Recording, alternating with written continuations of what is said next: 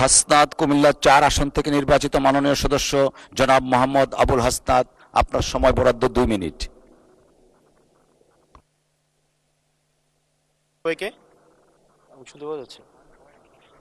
মাননীয় স্পিকার, আজকে আপনার যেই ধরনের অনুভূতি হচ্ছে আমার একই ধরনের অনুভূতি, কারণ নিয়মের বেড়াজালে আপনাকে কখনো কখনো আটকে দেওয়া হয়, আবার আমাকেও কখনো কখনো আটকে দেওয়া হয়।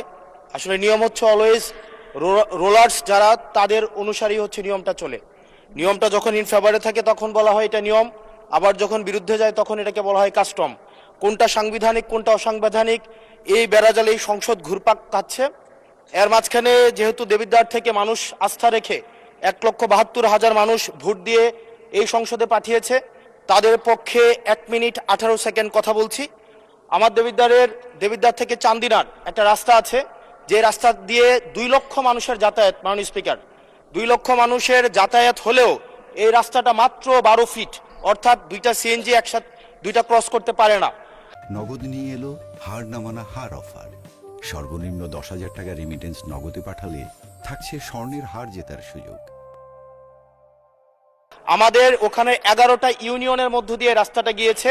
এই রাস্তাটাকে যদি আমরা প্রসারিত করতে পারি তাহলে ওই ইউনিয়নগুলোতে আমরা শিল্প এবং বিভিন্ন ধরনের আমরা হচ্ছে কোল্ড স্টোরেজ, আমরা কর্মসংস্থানের ব্যবস্থা করতে পারবো, যেহেতু ওই রাস্তাটা হচ্ছে ঢাকা চিটাগং হাইওয়ের একটা রাস্তা।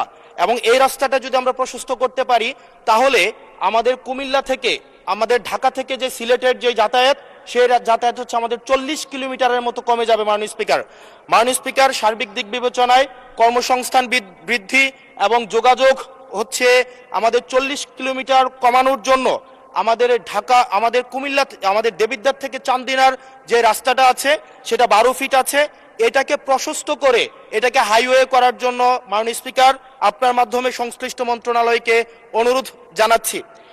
আর মাননীয় স্পিকার, আশা করি আপনার মধ্যে যে অনুভূতি হচ্ছে প্রথমবারের মতো আমাদের এই যে সাংবিধানিক এই যে একটা মারপ্যাচের মধ্যে আমাদেরকে রাখা হবে না। আমাদের ধন্যবাদ মাননীয় সদস্য, ধন্যবাদ মাননীয়